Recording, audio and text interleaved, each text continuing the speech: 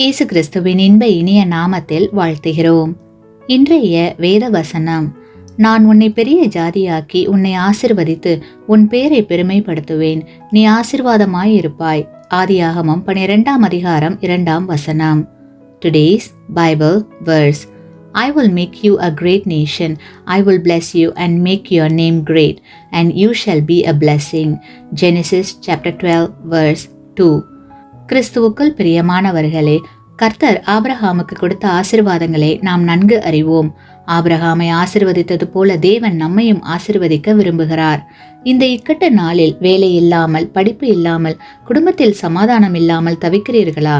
என்ன வாழ்க்கை இது, நான் எதை செய்தாலும் தோல்வியில் முடிகிறது என்று வருந்திக் கொண்டிருக்கிறீர்களா? வருந்த வேண்டாம்.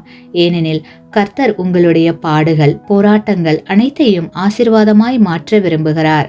கர்த்தர் உங்களை ஆசீர்வதிக்கும் போது நீங்கள் இப்பொழுது இருப்பதை பார்க்கிலும் 1000 மடங்கு உயர்த்தப்படுவீர்கள். உண்மையுள்ள இருதயத்தோடு தேவனை நோக்கி பாருங்கள். அப்போது அவருடைய ஆசீர்வாதங்கள் உங்களை நிரப்பும்.